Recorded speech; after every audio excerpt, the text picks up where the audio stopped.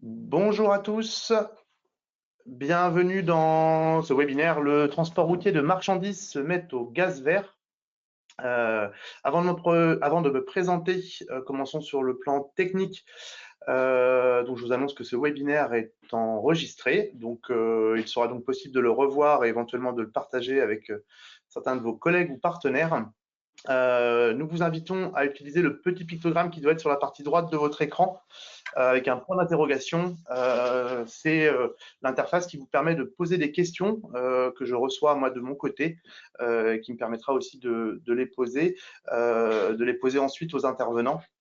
Nous y répondrons donc éventuellement au fil de l'eau, mais idéalement plutôt à la fin du webinaire, où on a un temps dédié à cette session de questions-réponses.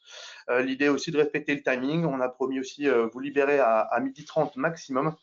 Donc merci si possible aussi pendant vos questions de ne pas hésiter à noter le nom de l'intervenant qui est concerné par la question pour que ce soit plus facile dans l'organisation. Voilà, ce webinaire il a été conçu initialement pour parler à des transporteurs établis en Pays de la Loire. Alors on a la chance d'en avoir beaucoup là qui sont connectés avec nous ce matin. Merci beaucoup. On a essayé de vulgariser le discours un maximum et d'être le moins technique possible. Mais on a surtout souhaité laisser la parole aux usagers, avec une priorité au retour d'expérience des transporteurs de la région, et puis aussi de l'autre côté des constructeurs impliqués dans le développement du GNV, pour que vous puissiez connaître tous les véhicules disponibles aujourd'hui, et puis éventuellement aussi ceux qui arriveront demain. Voilà. Restez bien aussi jusqu'à la fin du webinaire. En dernière partie, là, il y aura donc une présentation par le Conseil régional du dispositif spécifique d'aide à l'acquisition de véhicules. Donc, restez bien jusqu'à la fin sur cette partie-là. Voilà, très rapidement, je m'appelle Mickaël Thomas, je suis le délégué général et l'animateur de l'association Métatlantique. On représente aujourd'hui une quarantaine d'entreprises d'organisation de la méthanisation, donc de la production de méthane renouvelable établie en Pays de la Loire. Des constructeurs, des bureaux d'études, des développeurs, des organismes de financement, des fabricants de composants, etc. Afin de promouvoir aussi les usages de ce biométhane produit sur nos territoires, avec nos partenaires et financeurs du Conseil régional des Pays de la Loire et de l'ADEME Pays de la Loire, on a créé il y a quelques mois le club BioGNV Pays de la Loire, dont l'objet justement c'est une sorte de groupe de travail qui vise à réunir les différents acteurs de l'écosystème en région du GNV et de proposer des actions concrètes de promotion et de développement de cette filière. Cet événement fait partie de ces actions justement et il conclut aussi un triptyque de webinaires qu'on a pu organiser dans le cadre du Pays de la Loire Énergie Tour. Les premiers étaient l'association des entreprises, notamment sur une commande d'achat groupé de véhicules légers et de véhicules utilitaires. Et puis on a parlé des collectivités justement plutôt sur l'implantation et le développement de stations sur la région. Voilà, en introduction, on a l'honneur d'accueillir une personnalité très impliquée sur les sujets du bio-GNV et de la méthanisation en Pays de la Loire, notamment Laurent Géraud, justement, le conseiller régional en charge justement de l'environnement, excusez-moi, en charge de l'environnement, de la transition énergétique et du logement. Merci beaucoup Laurent Géraud d'être présent avec nous. Je vous propose voilà, d'introduire ce webinaire avant de passer sur la partie programme. Merci beaucoup d'être présent avec nous Laurent Géraud aujourd'hui. Merci. Bonjour à tous. Vous m'entendez bien? Oui, tout à fait, oui. Parfait. Je suis, à défaut de vous voir en réel, je suis heureux de voir sur des petites vignettes un certain nombre de visages que je connais et je vous salue tous personnellement. Heureux aussi de vous retrouver pour un sujet, comme vous l'avez dit, Mickaël, qui nous tient à cœur parce que c'est un des piliers de la feuille de route sur la transition énergétique. Donc, je remercie Métatlantique et le club BioGNV de nous laisser l'opportunité de rappeler le contexte et la vision qui est la nôtre. Plus que la vision et l'ambition qu'on porte à travers la transition énergétique, c'est plutôt ce qui vous intéresse, me semble-t-il, les logiques de boîte à outils qu'on essaie de déployer sur le territoire pour vous accompagner. On a une conviction, c'est que la transition énergétique, elle ne se fera que sur les territoires, avec les entreprises, avec les collectivités, avec les citoyens. Donc, en fait, sur ce sujet spécifique du GNV, avant de focaliser sur la mobilité gaz, depuis 3-4 ans, On a vraiment accompagné l'émergence de la méthanisation en Pays de la Loire. Vous savez que jusque dans les années 2016, la méthanisation au Pays de la Loire était essentiellement concentrée sur la méthanisation individuelle à la ferme. On a souhaité l'ouvrir plus largement à des collectifs. En gros, on a trouvé un point d'équilibre sur des projets qui vont 30 000, 40 000 tonnes maximum. Alors, on a quelques exceptions avec des méthaniseurs supérieurs, mais on est sur cette logique-là.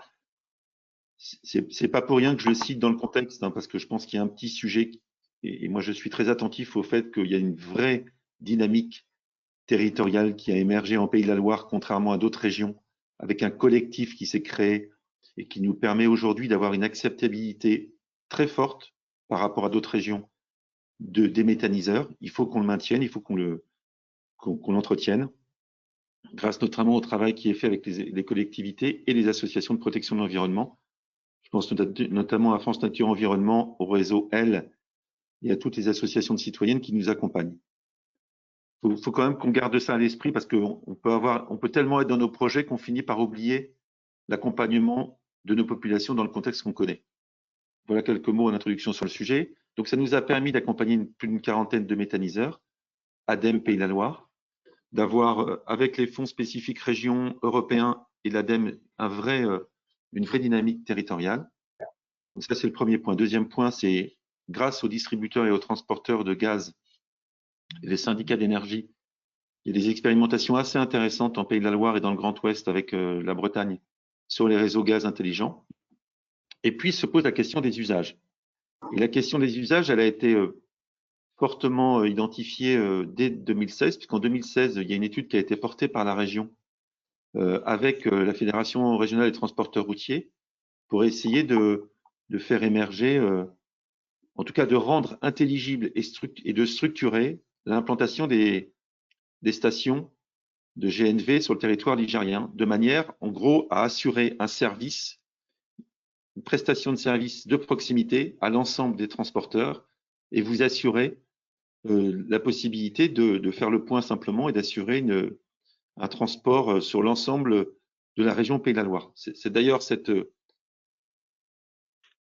conviction, on l'a partagée avec nos amis bretons, puisqu'on est en train de travailler, on travaille régulièrement sur d'autres sujets, mais sur celui-ci en particulier, avec la région Bretagne, André Croc en particulier, pour optimiser l'implantation de stations GNV. En 2016, il y avait 0 station de GNV. Je crois qu'aujourd'hui, nous sommes à 12 stations, dont 6 accompagnées par la région Pays de la Loire. Et on a en projet, dans le cadre du schéma qu'on a élaboré avec la fédération, 19 stations minimum en 2020 et 86 en 2030.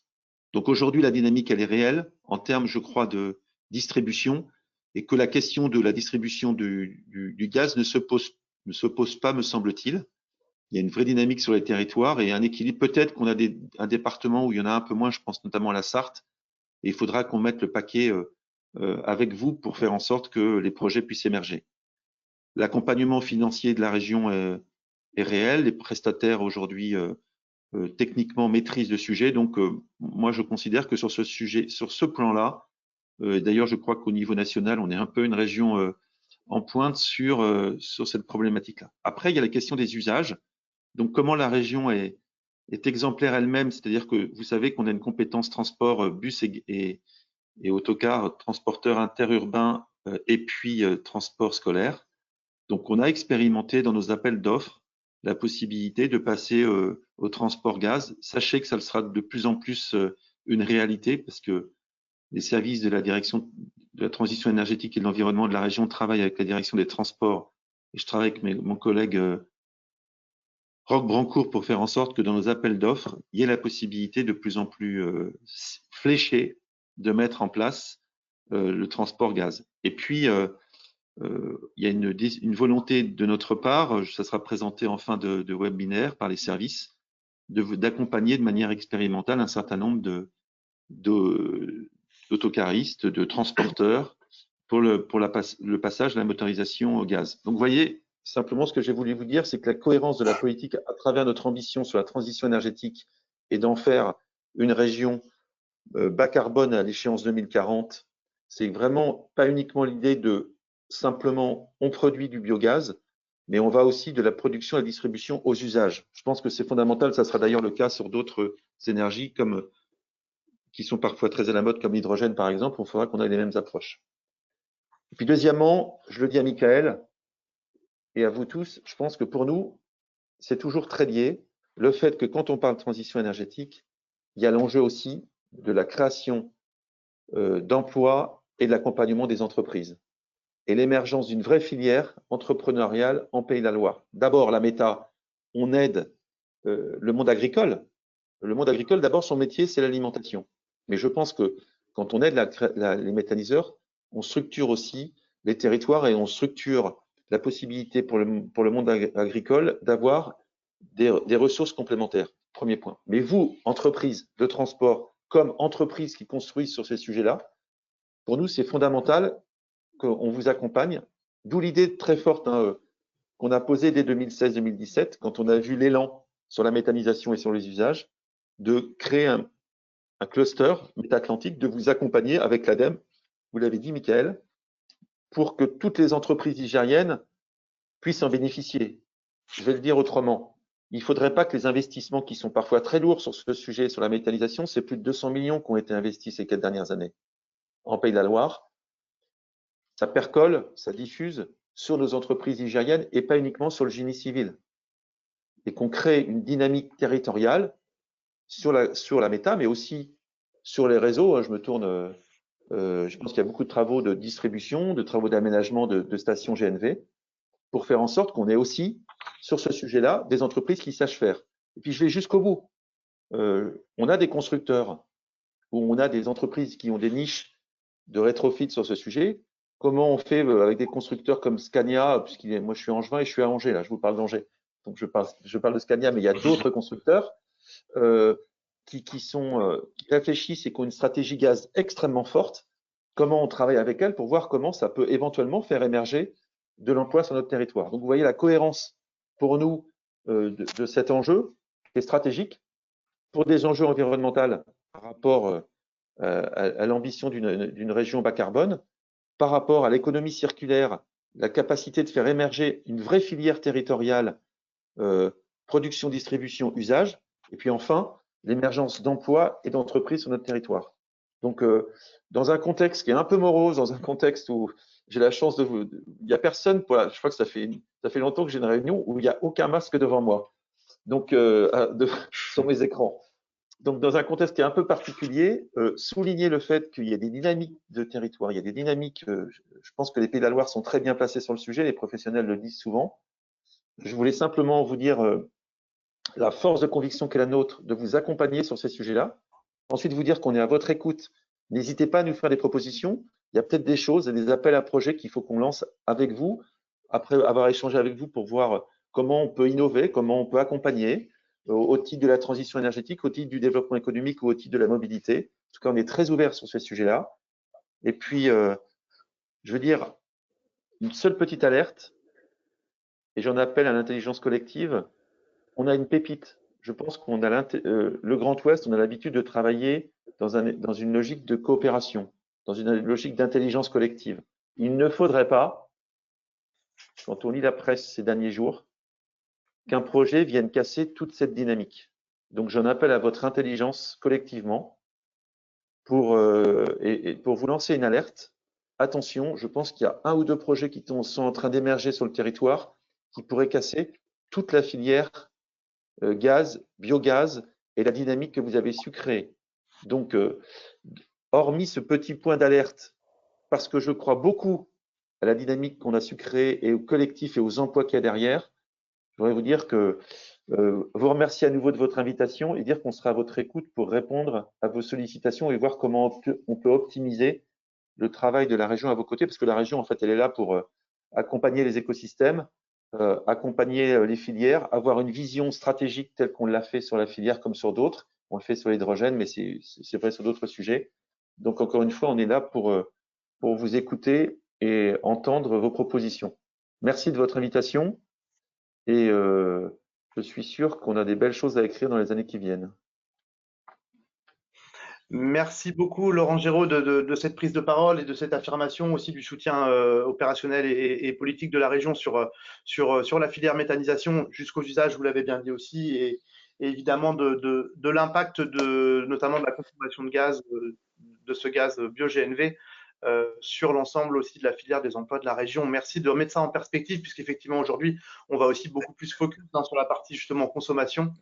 Donc merci de bien mettre ça en perspective, qu'effectivement le choix du bio-GNV pour des camions demain, c'est plus que réduire un impact environnemental, c'est aussi un acte d'émergence de ces filières, de ces emplois locaux et non délocalisables. Donc merci beaucoup Laurent Géraud de cette mise en perspective en introduction de notre webinaire.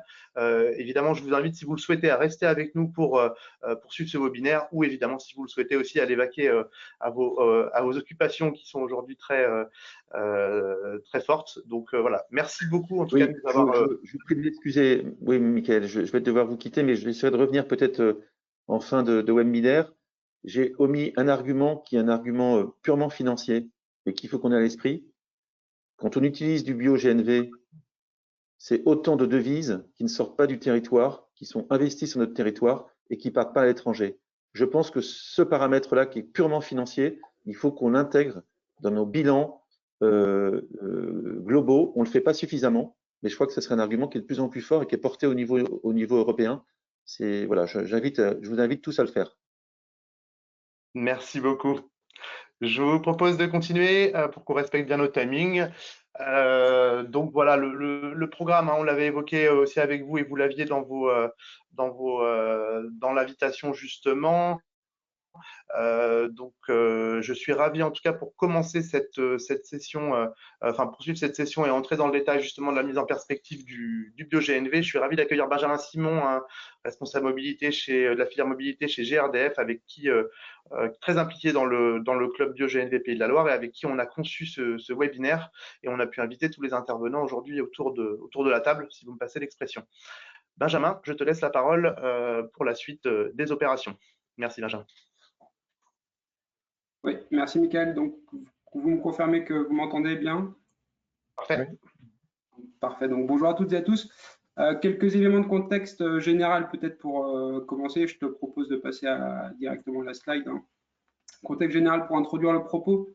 Tout d'abord, partager que pour les entreprises, il y a pas mal de raisons en fait d'engager une réflexion sur les énergies alternatives aujourd'hui, que ce soit pour anticiper ou d'ores et déjà répondre d'ailleurs à des demandes des chargeurs, des donneurs d'ordre, que ce soit pour s'adapter aux réglementations en place ou à venir sur les territoires qui visent soit à interdire les véhicules qui ne seraient pas critère 1 ou bien à favoriser tout du moins l'accès à ces véhicules critère 1 en leur donnant en fait un avantage compétitif d'accès, ou bien, et c'est pas exclusif, hein, par une volonté propre en fait aux entreprises de se démarquer par rapport à la concurrence, ou bien de s'inscrire dans une démarche volontariste de verdissement du transport et de la logistique. Voilà, donc plein de motivations finalement. Le webinaire aujourd'hui, à l'initiative du club bio-GNV, il porte évidemment sur la solution bio-GNV. Néanmoins, il nous semble vraiment important de rappeler que cette solution, cette technologie, elle s'inscrit en fait comme une solution, une option crédible d'un mix énergétique qui reste à définir dans les années à venir. Les alternatives en la matière, elles sont nombreuses, et la vision qu'on défend ici, vraiment, c'est qu'il ne faut surtout pas opposer les solutions thermiques et les solutions électriques. Que ce soit pour le thermique ou l'électrique, y compris l'hydrogène, hein, Laurent Géraud l'a évoqué tout à l'heure, c'est plutôt l'origine des carburants en fait qui devrait être un élément de contradiction. Il s'agit là de considérer les carburants sur l'ensemble de leur cycle de vie, et non pas de s'intéresser uniquement en fait à leur utilisation dans le véhicule. Et de fait, on pourra distinguer les carburants d'origine fossile, issus majoritairement de filières d'importation qui s'envisagent à l'échelle mondiale, et les énergies d'origine renouvelable qui sont produites localement à l'échelle d'un territoire. Et c'est ces solutions, mais ça a été dit par Laurent Géraud tout à l'heure, qui nous semblent aujourd'hui les plus pertinentes et vers lesquelles il faut tendre d'un point de vue de l'usage. Je te propose de passer, Mickaël, si tu le souhaites, à la slide suivante, pour dire que, évidemment, une fois qu'on a balayé en fait le panel des solutions, on n'oublie pas que chacune d'entre elles, elle doit d'abord répondre à des contraintes de continuité de service, à des contraintes opérationnelles et aussi de compétitivité pour les entreprises. Ça, c'est quelque chose qui est très clair. Et donc, chacune des solutions alternatives, elle doit s'apprécier selon un certain nombre de critères qui sont propres à chaque activité, qui sont propres à chaque entreprise et qui sont propres aussi aux convictions qu'on peut avoir les uns et les autres.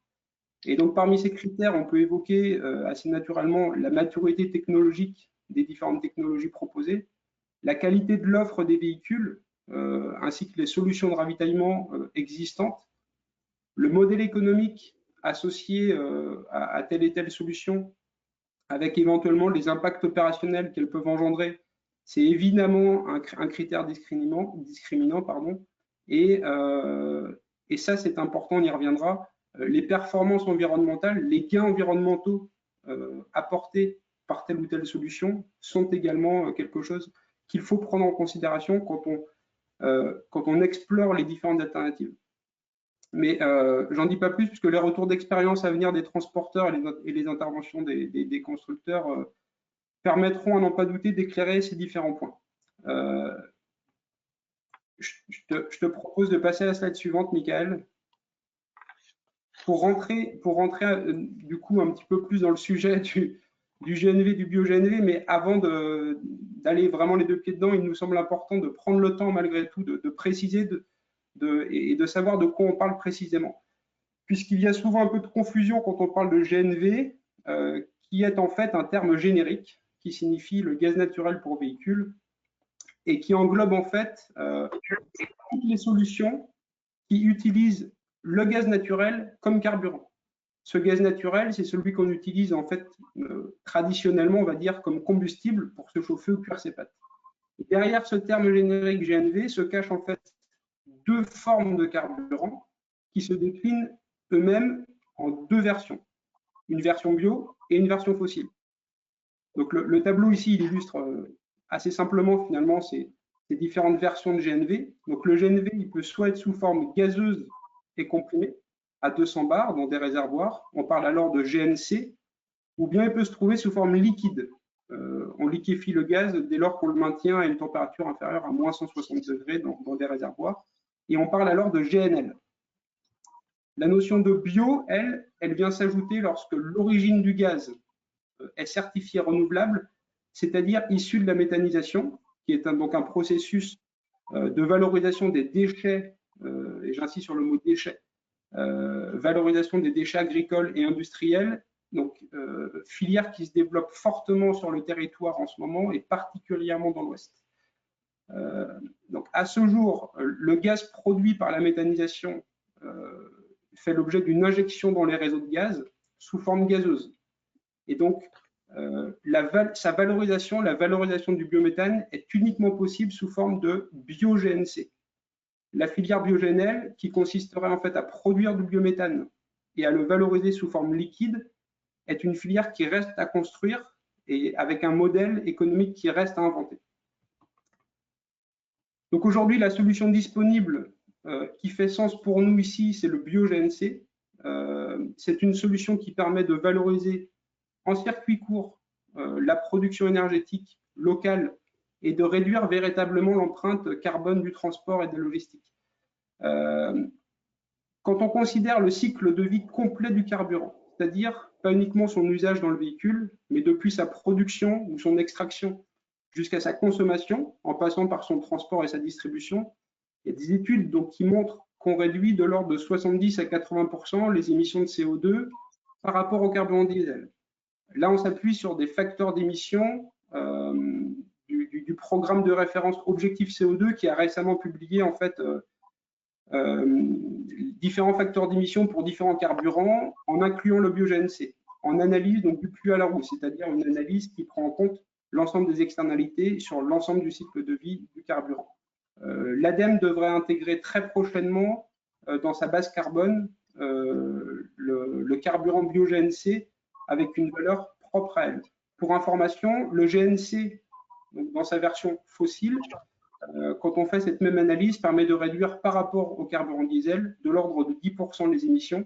Donc vous voyez bien ici qu'il y a un réel intérêt, au-delà de s'inscrire dans une logique d'économie de territoire circulaire, il y a une logique vraiment de gain environnemental qui est apportée par cette solution avec des réductions qui sont sensibles en termes d'émissions de CO2. Juste rappeler quand même que le GNV, et pour le coup sous toutes ses formes, permet de répondre au-delà des enjeux du réchauffement climatique à des enjeux de qualité de l'air, avec des réductions sensibles sur les émissions de NOx, les fameuses NOx qui sont décriées en période de pollution, enfin de période de mauvaise qualité de l'air.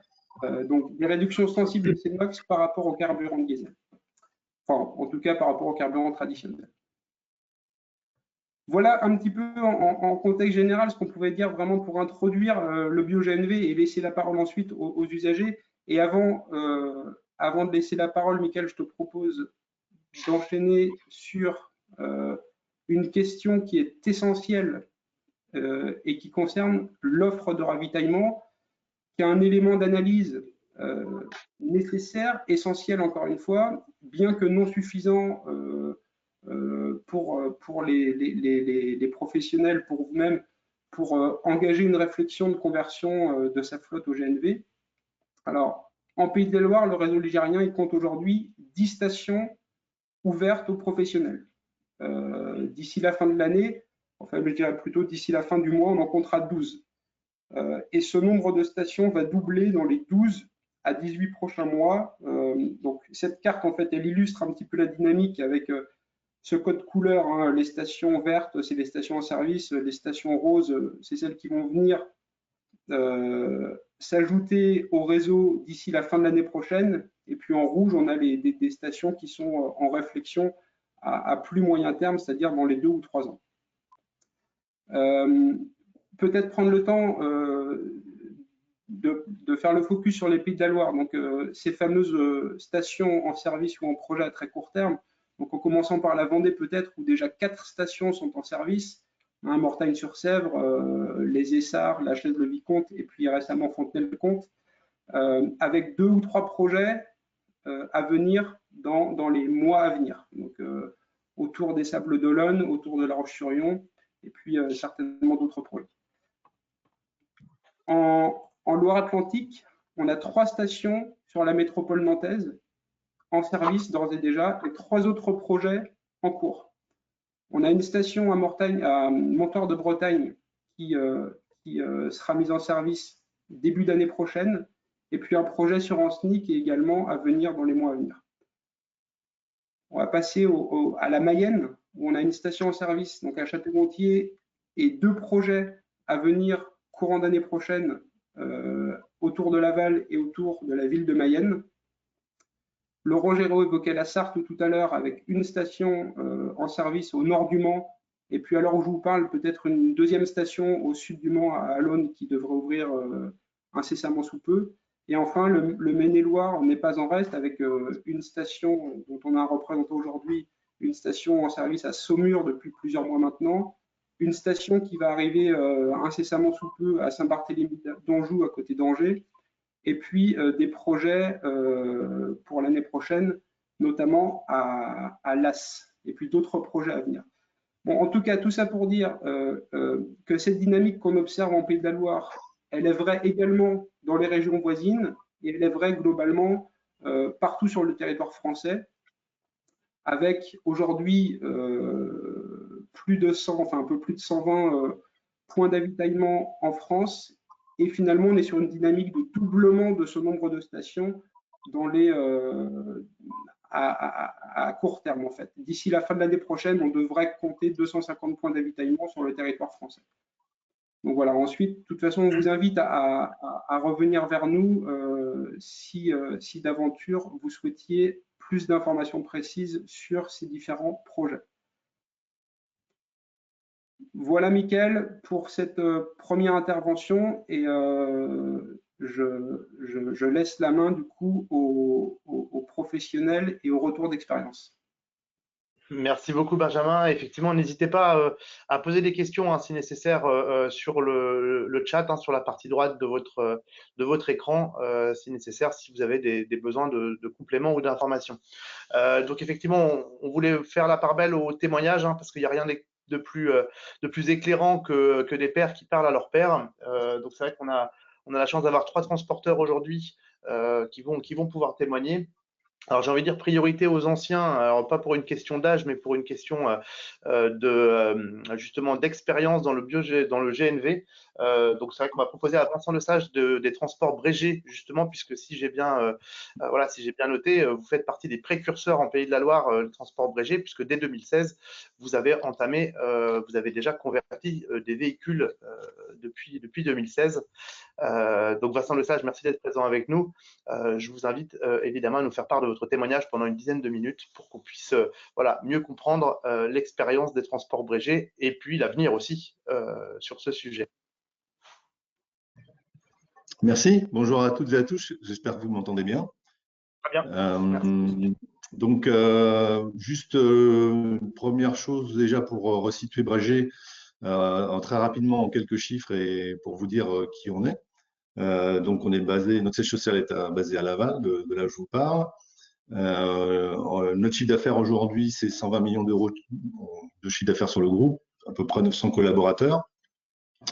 On exploite 650 véhicules, alors avec un parc propre qui se situe un petit peu plus de 400 unités en moteur. Et puis, on pilote 250 autres unités avec des sous-traitants permanents, des gens avec qui on est en contrat. Et en tout, on organise à peu près 400 000 expéditions transport par an. C'est à peu près la dose annuelle. Donc, notre métier, très clairement, on s'affiche comme organisateur-transporteur, c'est-à-dire qu'on a une philosophie qui est de fournir à nos clients des solutions de transport et logistique, bien évidemment fiables, parce que ça, c'est le nerf de la guerre. Dans le transport, si vous n'êtes pas fiable, c'est-à-dire à l'heure et fiable, ça ne marche pas. Compétitif, parce qu'on est dans un monde où vous ne pouvez pas proposer des solutions plus chères, même si elles sont innovantes ou vertueuses.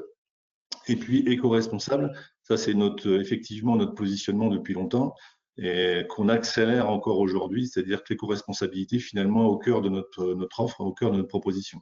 Grosso modo, on s'affiche comme éco-responsable, donc performant et pas l'inverse. Et si on pouvait résumer ça encore un peu différemment, c'est de dire que nous, on préfère transporter moins et mieux, grosso modo, plus efficace, mais surtout plus éco-responsable. Donc en fait, on cherche des solutions avec nos clients en organisation à optimiser, massifier les flux, faire en sorte qu'on engage moins de kilomètres, mais qu'on transporte mieux et pour nos clients et pour nous et pour l'environnement en général. Nos secteurs d'activité, c'est un des gros secteurs, c'est l'automobile. On transporte beaucoup de pièces détachées pour les constructeurs et pour les usines. Donc ça partout en France et en Europe. La grande distribution, parce que c'est quelque chose où il y a effectivement beaucoup de flux. Donc avec des gens comme l'automobile, c'est Renault, Mercedes, des Plasticonium et autres grands constructeurs. La grande distribution, c'est des gens comme Carrefour, Leclerc et en fait les gens aussi un peu plus dans la grande distribution spécialisée comme Leroy Merlin, des gens qui sont très engagés justement dans les véhicules GNV. Le bâtiment, des gens comme Isover, Groupe Saint-Gobain, et puis des grandes enseignes également, l'hygiène, l'emballage, l'agroalimentaire. Donc voilà, assez diversifié. On va appeler ça et résumer comme étant en fait du transport de marchandises générales, voilà, à partir de l'unité palette, on va dire ça comme ça, jusqu'au camion complet. Voilà à peu près pour vous situer qui on est, comment on fait. Et sachant qu'on est étalé un peu sur tout le territoire, mais que notre terrain de jeu, il est quand même avant tout dans l'ouest de la France, parce que c'est là qu'on est né, et c'est là qu'on est le plus implanté aujourd'hui, même si on a effectivement un réseau d'agences sur l'ensemble de la France et qu'on est présent en Europe. Donc pour revenir à notre sujet important, qui est en fait ce qui en fait alimente notre stratégie, nous, je vous ai parlé de la performance éco-responsable. Pour nous, c'est vraiment au cœur de notre projet et de nos projets d'entreprise, donc ce qu'on appelle notre CAP 2025. Et donc, pour être performant et éco-responsable, il y a un des éléments, alors il y a plusieurs éléments. Hein. D'abord, dans notre métier, je vous ai parlé de massification, etc. Nous, On a grosso modo 6 grands axes, mais il y a un des axes forcément qui est le plus important, c'est celui qui nous intéresse aujourd'hui, qui est la transition énergétique. Et donc, voilà, pour compléter notre performance éco-responsable. Donc, la transition énergétique, ben, on a un objectif, on va dire, très général. Hein. Alors, on a une décennie qui nous paraît essentielle et vitale dans cette transition-là. Donc, d'ici à 2030, c'est d'arriver à produire en fait nos prestations à 100% avec des véhicules à énergie, on va appeler verte, alternative au diesel. Puisque le diesel est complètement dans le collimateur, quoi qu'il arrive, quoi qu'on en pense, même s'il a une certaine performance, pour nous, on est convaincus qu'il faut le remplacer, pour permettre aussi donc, de réduire de plus de 50% nos émissions de CO2. Donc ça, c'est un peu la feuille de route générale. Ça reste des grands chiffres. Comment on va y arriver? D'un côté, par effectivement un parc qui va tourner au bio-GNV.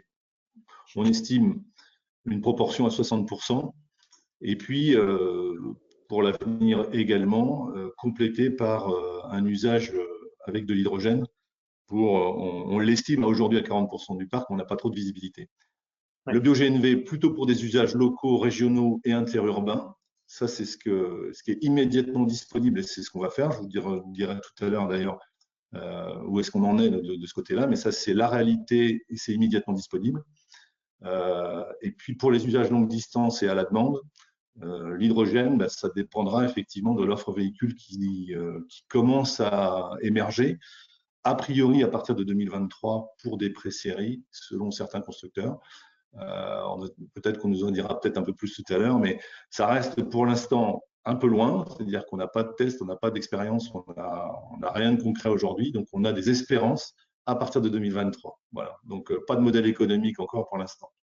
Bien sûr. En ce qui concerne le bio-GNV, on est purement déjà dans quelque chose d'existant. Et donc là, on peut enchaîner peut-être sur le slide suivant.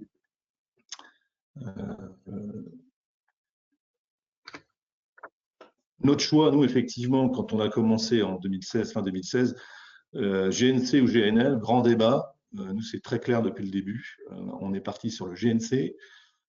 Donc le gaz, comme on l'a dit, comme on l'a dit tout à l'heure, le gaz compressé.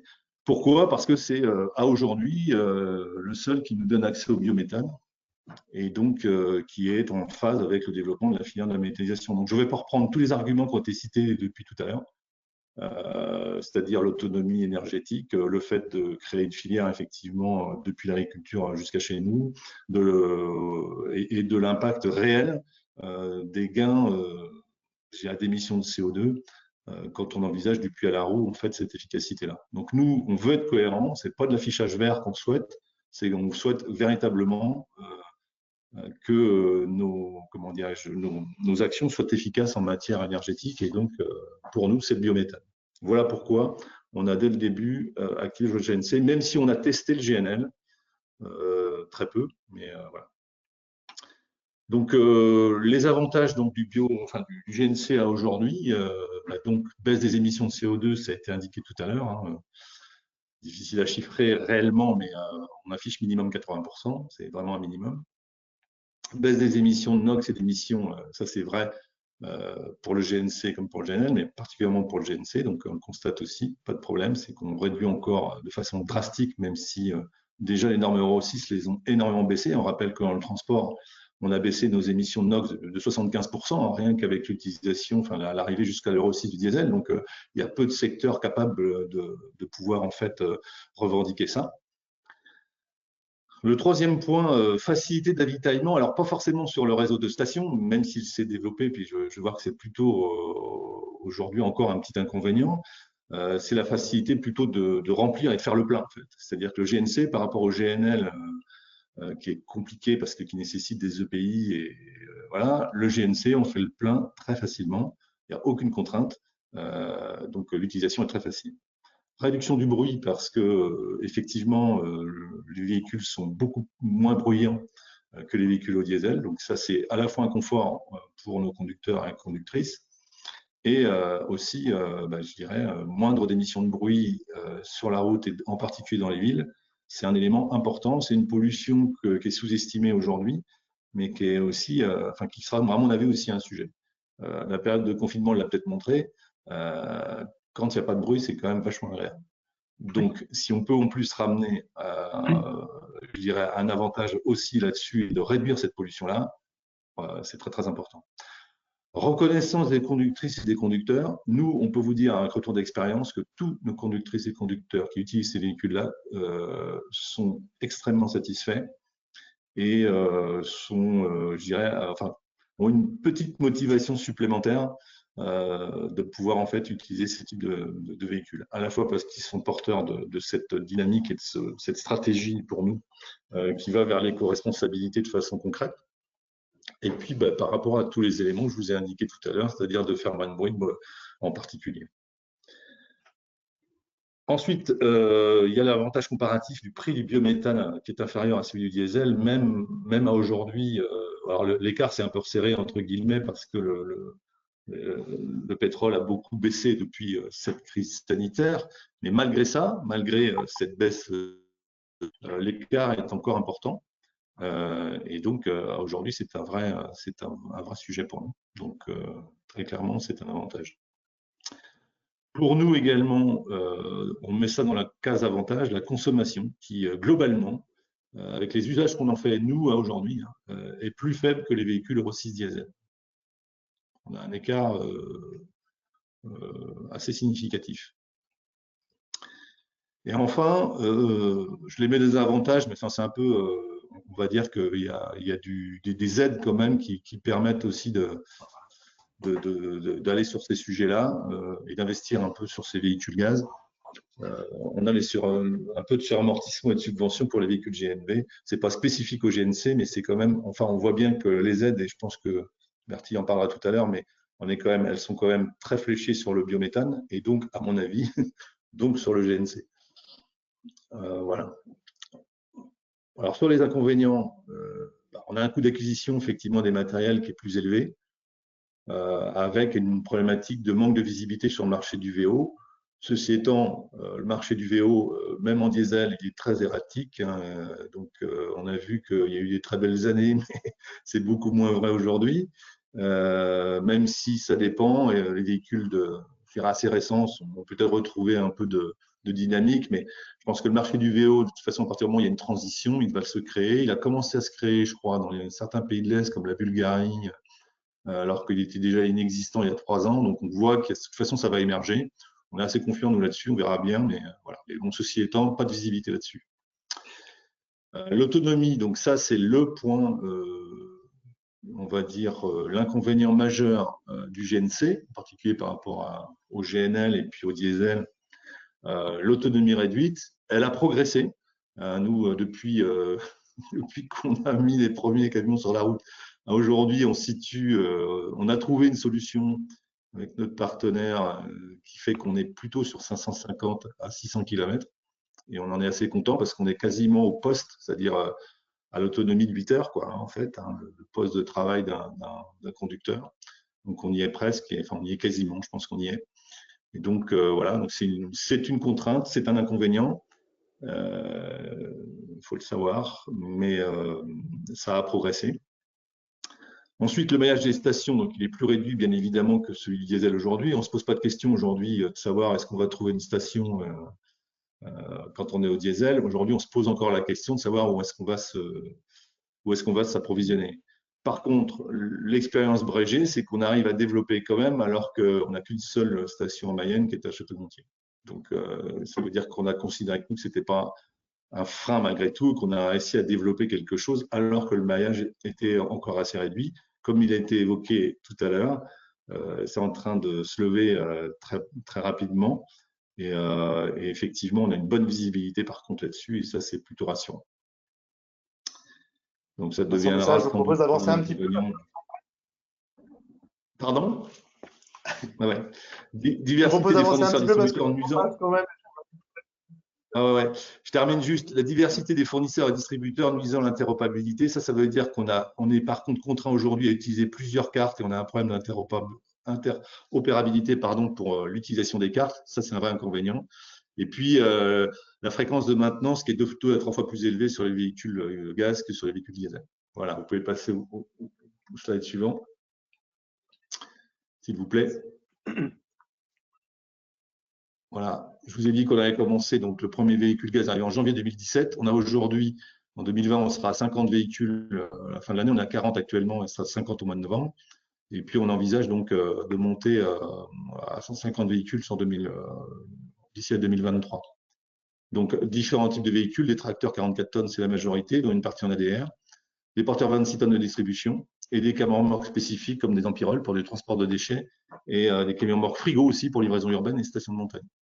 Donc, nous, notre partenaire principal aujourd'hui, c'est Scania, puis on a un Iveco. Et nous avons intégré les contraintes d'autonomie dans nos plans de transport. Donc ça, c'est ce qui fait qu'en fait, on est capable aujourd'hui de proposer à nos clients. On a validé le modèle économique et on propose notre offre en gaz, en GNC, sur la plupart en fait maintenant de nos activités. On n'attend pas que nos clients nous aident. En fait, c'est intégré maintenant dans nos offres.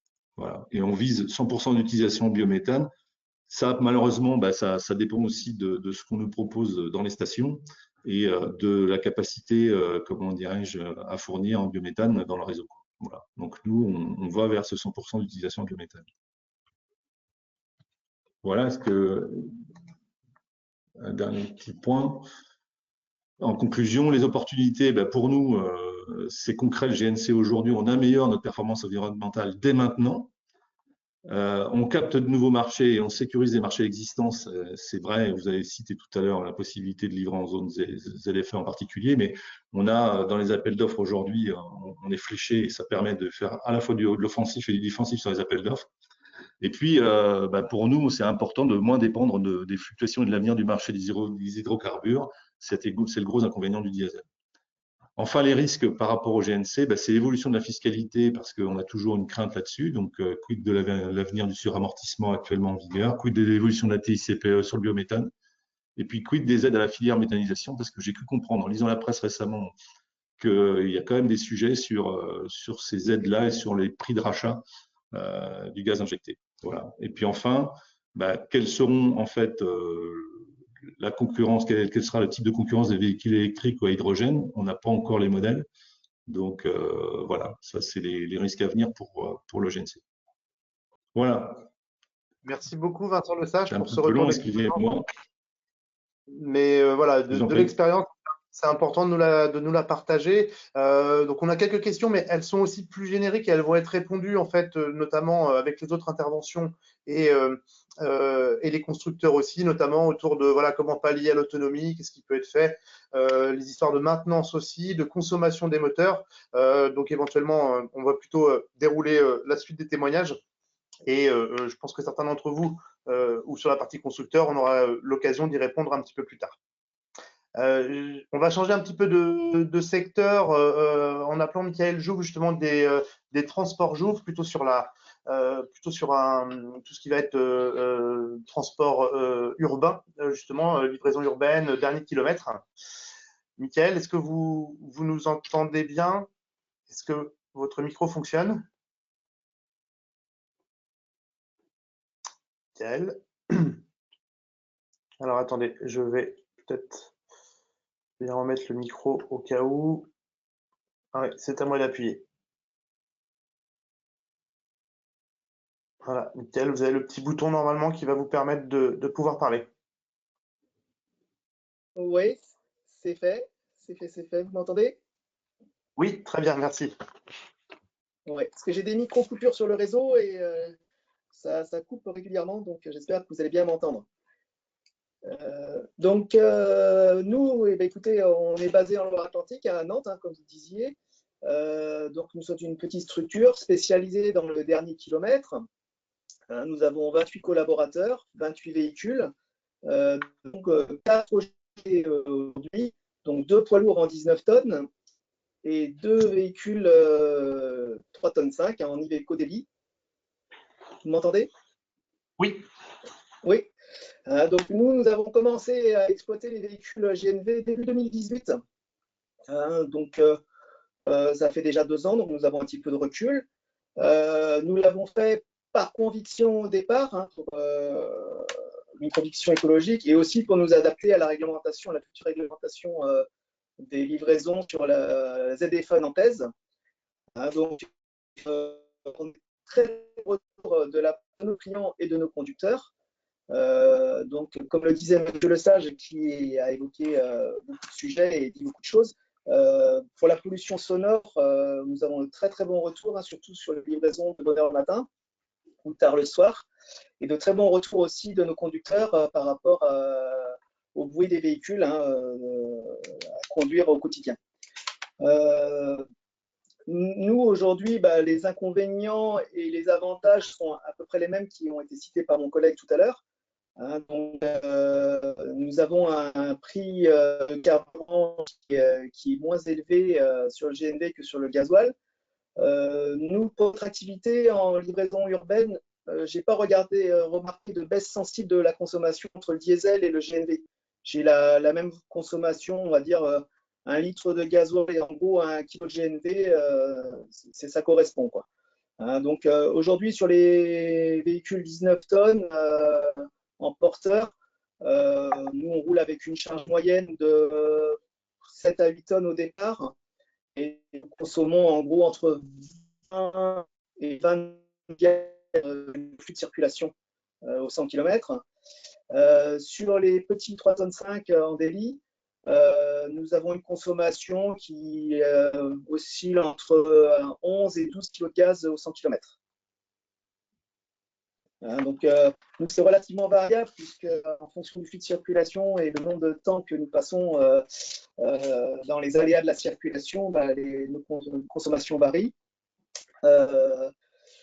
J'ai aussi remarqué que le coût de maintenance est plus élevé, légèrement plus élevé sur les véhicules GNV et les véhicules diesel aujourd'hui. Et puis, nous, sur Nantes, aujourd'hui, le principal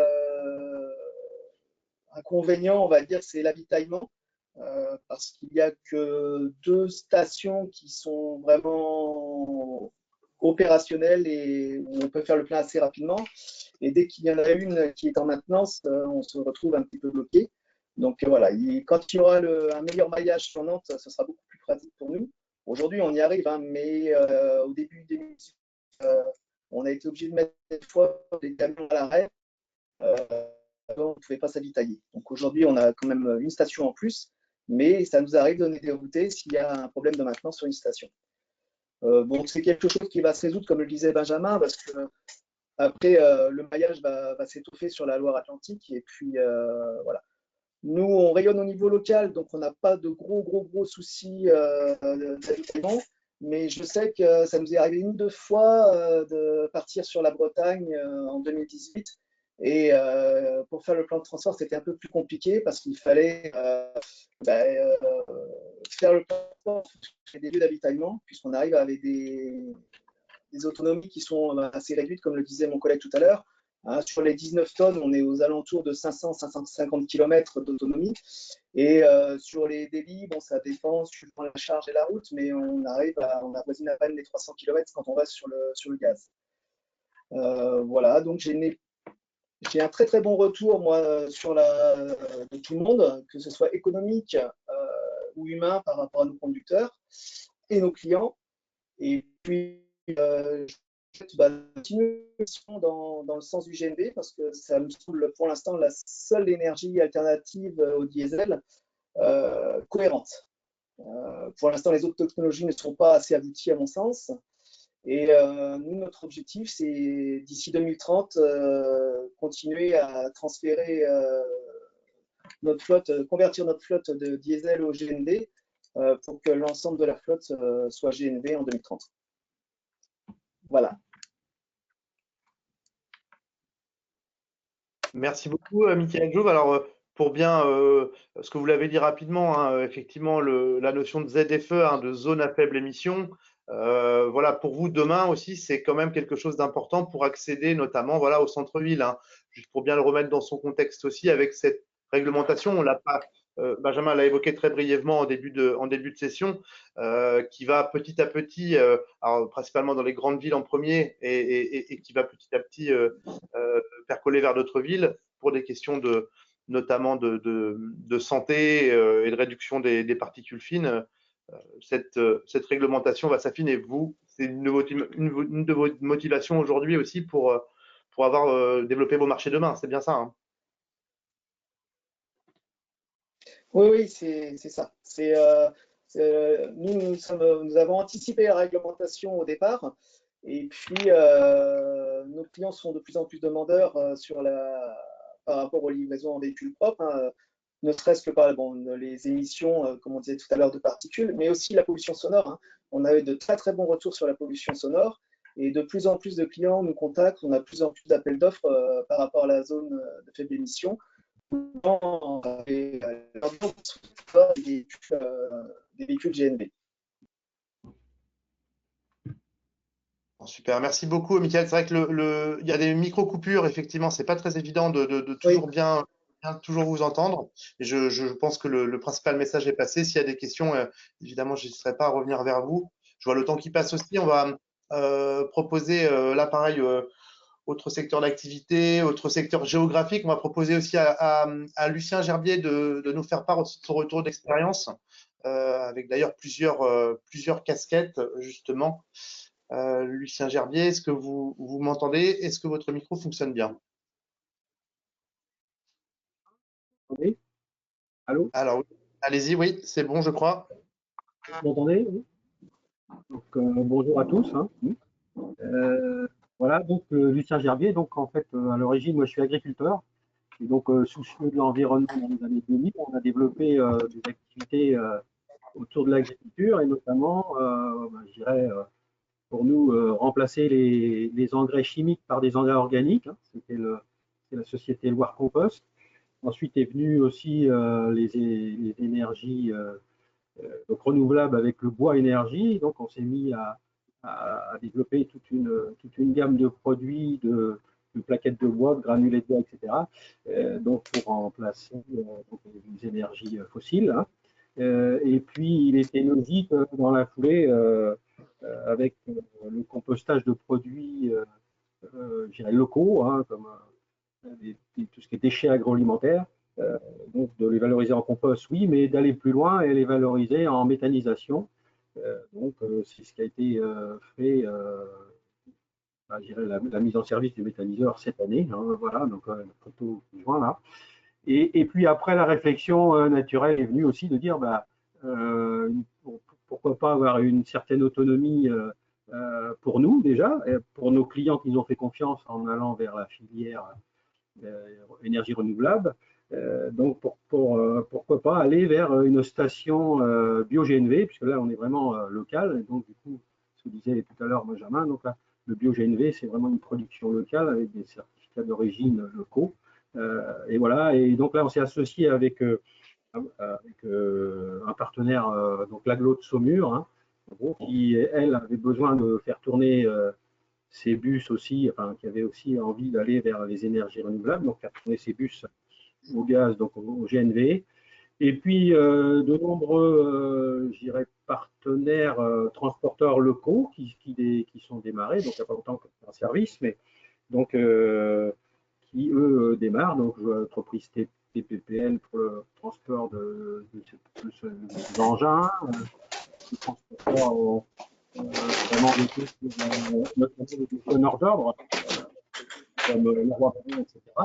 Et donc, du coup, on a vraiment, enfin, on est encore au début, mais bon, ça, c'est vraiment dans le développement durable, dans le projet économie circulaire, comme on en parle beaucoup. Là, je pense qu'on est vraiment dans cette piste-là, dans cette voie-là. Voilà, donc le slide Saumur Énergie Verte, donc c'est un site de méthanisation qui est basé juste à côté de Saumur, hein, donc avec une puissance de 200 normaux-mètres cubes, hein. Voilà. Voilà. Il y a une question? Allô?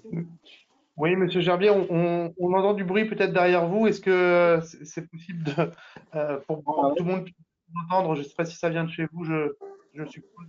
Dans la rue, il y a un peu de bruit dans la rue. Il y a de la pluie dans la rue. Voilà, passer l'autre slide suivant, peut-être. Je ne sais pas si.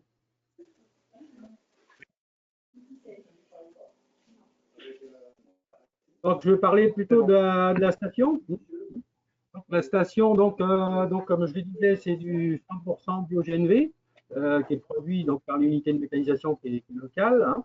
Donc, c'est une station ouverte au public 24/24, 7 jours sur 7, avec badge ou abonnement, abonnement badge ou carte bancaire. Hein. Et puis, nous avons aujourd'hui 3 pistes de distribution avec une possibilité d'évoluer à 5 pistes. Hein. Voilà. Donc, le bilan au bout de quelques mois, enfin 9 mois, puisqu'on a commencé, donc une vingtaine de camions réguliers. Donc, bien sûr, nos camions à nous, en tant que distributeurs enfin, vendeurs de compost et distributeurs de granulés. La CMAE, qui est une société qui s'occupe des déchets, notamment avec des camions à benne ordures ménagères. Veolia du Feu, bah, tout le monde connaît l'entreprise Veolia. Aglobus, donc pour les bus, TPPL pour tout ce qui est travaux publics. Maufray, Jolival, Siemel, enfin, et puis aussi pas mal de. Je suis assez surpris, mais mine de rien, il y a pas mal d'entreprises qui achètent des fourgons, des véhicules utilitaires, et aussi des particuliers. On a vu cet été des gens qui descendaient notamment de Belgique, d'Allemagne, d'Italie, qui cherchaient une station pour rejoindre la côte, je pense, et donc qui venaient s'approvisionner sur la station. J'étais assez surpris, assez content de voir qu'il y a aussi pas mal finalement d'étrangers et de véhicules perso qui viennent s'approvisionner. Donc, c'est plutôt satisfait. Hein. Voilà, donc environ 140 tonnes de GNV vendus aujourd'hui. Pour avancer, le slide suivant, je voulais faire un petit récap, notamment chez nous, personnellement, donc sur notre flotte. Hein, donc, on a un camion souffleur Iveco et un camion souffleur Scania. Donc, celui qui est en photo, c'est le Scania. Mais nous avons aussi 2 tracteurs Iveco et puis des utilitaires. Hein, voilà. Bon, moi, j'ai juste fait, parce que ce que je dis souvent, il n'y a pas d'écologie sans d'économie. Et s'il n'y a pas l'économique, c'est quand même un frein. Donc là, je constate quand même que moi, au bout de 9 mois, hein, donc le Scania, là, on a consommé, on a fait 21 000 km. On était perturbé avec le Covid, hein, comme tout le monde. Mais, donc là, on a fait 21 000 km. Et donc sur ces 21 000 km, on a fait une consommation de 35 kg donc au 100 km. Pardon, 33 kg au 100 km. Et le même camion en diesel, enfin le même d'une autre marque, un Renault, mais bon, en fait, on faisait 35 kg. Donc, on peut dire que les consommations sont à peu près identiques. Alors, ces consommations-là, là, nous, il y a bien sûr les kilomètres parcourus, mais il y a aussi pendant la livraison. Le camion tourne toujours pendant la livraison, puisqu'il alimente un compresseur qui, lui, fait tourner de soufflerie et qui distribue le granulé. Donc, les camions sont constamment en route, hein, ça fonctionne. Voilà, donc c'est ce qui explique peut-être que 33 kg, je pense que si il y avait uniquement la consommation sur le parcours, on serait aux alentours de 30 kg avec 26 tonnes. Donc le coût moyen du carburant, donc là, nous, c'est le prix que j'achète aussi à la station comme client. Hein. Donc on est à 0,86. En réalité, on le vend même 0,84 pour des grosses consommations. Mais compte tenu que des fois, on va s'approvisionner ailleurs, puisqu'on va charger des fois sur d'autres départements, donc le prix moyen était de 0,86. Sur l'autre camion qui tourne donc au diesel, là, on a constaté sur la même période, donc on est à 1,05. Voilà. Donc si on ramène ça sur une distance annuelle de parcouru de 80 000 km par an par camion, donc ça génère quand même une économie estimée puisqu'on n'est pas encore là, donc en gros 7 000 € par an d'économie, rien qu'avec le bio-GNV. Bon, moi, c'est ce qui m'intéressait pour quand même aller dans le sens, bien sûr, de l'écologie, mais aussi de l'économie. Voilà, donc on est satisfait. Alors les chauffeurs sont plutôt satisfaits effectivement du bruit, les clients aussi, puisque un camion va livrer en ville effectivement le matin ou le soir, donc il faut faire attention à ça, c'est de plus en plus repéré. Donc voilà, donc c'est important. Globalement, au bout de 9 mois, je suis plutôt très content, très satisfait. Effectivement, ce qui est très important aussi, ça ramène de la valeur ajoutée localement. Et moi, ce qui me séduit aussi de plus en plus, c'est ce que je dis, c'est que notre camion, il roule avec des déchets et avec des déchets locaux. Et ça, c'est quand même génial, que plutôt que d'aller chercher des énergies fossiles, on ne sait pas toujours d'où elles viennent, quoi. Voilà. Voilà mon... Merci Lucien Gerbier de nous apporter, c'est très concret, c'est très parlant, ce tableau avec finalement l'analyse économique, l'économie vraiment réalisée sur une année. Merci de nous apporter cette précision, hein, finalement, parce que vous êtes aussi un chef d'entreprise, hein, donc c'est important et vous l'avez dit, l'écologie a une place, mais bah, il faut aussi que ça puisse tenir économiquement.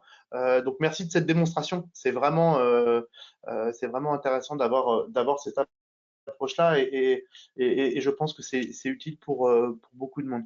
Écoutez, merci beaucoup pour ces témoignages. On verra, il n'y a pas eu de questions encore vraiment particulières sur votre intervention. Je vous propose de passer assez rapidement, puisque le temps quand même passe assez vite aussi sur la partie véhicule, justement. On va commencer avec comment dire, la société Scania, avec Christophe Danel. Oui, juste en introduction, moi, c'est un peu ce que je voulais vous dire aussi, hein. C'est comme on peut le voir ici, hein, c'est un schéma qui représente ici la gamme GNV en France aujourd'hui et d'ailleurs qui, je pense, doit être remise à jour. Alors, attendez, est-ce que ça s'affiche bien chez vous? Oui, c'est bien ici. Voilà, vous voyez bien que sur la partie, hein, il y a quand même plusieurs propositions de véhicules et c'est justement là Iveco et Scania chacun leur tour qui vont pouvoir nous en parler un peu plus et nous parler des questions un peu plus techniques. Et je vous le rappelle, messieurs, il y avait des questions notamment autour de la maintenance de ce type de véhicule, éventuellement de la consommation des moteurs aussi. Donc, si vous avez l'occasion de pouvoir aussi nous en parler pendant vos différentes interventions, je vous y invite. Christophe, est-ce que je dois allumer le micro? Oui, peut-être. Voilà, Christophe. Oui, bonjour à toutes et à tous. Merci de m'avoir convié à ce webinaire. Alors, on va voir ensemble ce qu'il est possible aujourd'hui de configurer chez Scania en termes de cabine d'essieu, mais aussi de motorisation et de capacité de stockage. Donc, Michael, si tu peux passer à la slide suivante. Tout à fait. Voilà, on va passer. Alors aujourd'hui, sur les tracteurs, on est en configuration 4.2 uniquement.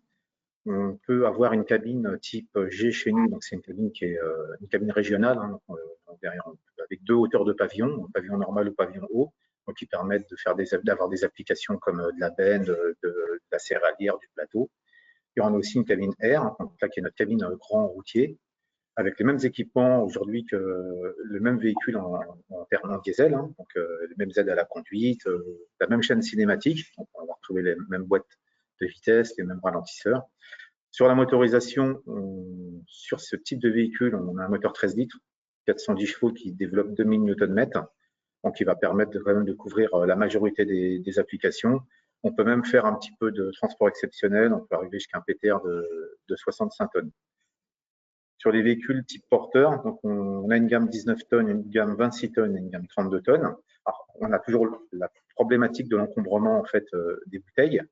Donc, sur les véhicules type 4.2, on n'a pas trop de soucis, on peut faire à peu près ce qu'on veut. On peut faire des frigos, des fourgons, des véhicules type BOM, des bras, des plateaux. On a une gamme assez large, hein, on peut faire quasiment la même chose qu'avec un véhicule diesel.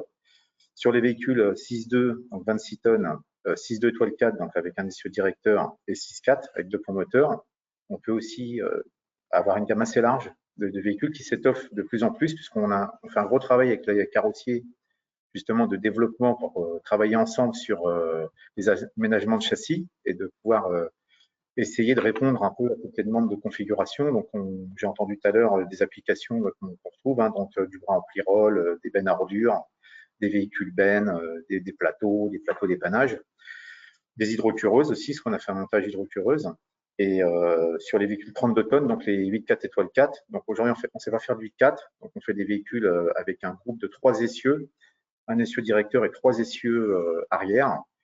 On peut faire de la toupie, des véhicules hydrocureurs, des bétaillères, dans des plateaux, on arrive quand même à couvrir une gamme assez large. Et en termes de cabine, alors chez nous on a 5 modèles de cabine, et sur le gaz on va en proposer 4. On a la véhicule L, donc pour faire des véhicules de collecte, donc c'est une cabine basse avec un emmarchement très bas. La cabine P, donc qui est plutôt une cabine de distribution, on va retrouver 2 motorisations de 9 litres, de 280 et 340 chevaux. Alors sur ces cabines-là, aujourd'hui, on ne peut pas proposer de 13 litres pour une question de surface de refroidissement.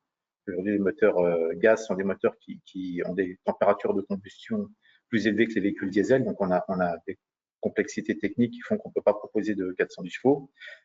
Et sur les porteurs, on va retrouver les mêmes cabines que sur nos véhicules tracteurs. Donc la cabine G, une cabine plutôt régionale, et la cabine R, qui est une cabine grand routier. Donc, si on peut passer sur la slide d'après, je vais parler des motorisations et d'ailleurs des capacités de stockage avant. Donc on a plusieurs capacités en termes de bouteilles. Donc là, on a mis la parité, en fait, 1 litre égale 1 kg. Donc c'est un peu ce que j'ai entendu dans les consommations. On est sur du gaz, donc on va déjà raisonner en litrage, et ensuite pour retrouver le poids, on a une petite opération à faire, on va diviser par 6,3 environ pour retrouver le poids en gaz. Donc on a des bouteilles de 80 litres, des bouteilles de 95 litres et des bouteilles de 118 litres. Alors on peut mixer, on peut avoir des bouteilles par exemple de 95 litres d'un côté, 118 de l'autre côté, si on a besoin de laisser de la place dans un empattement pour pouvoir monter un équipement.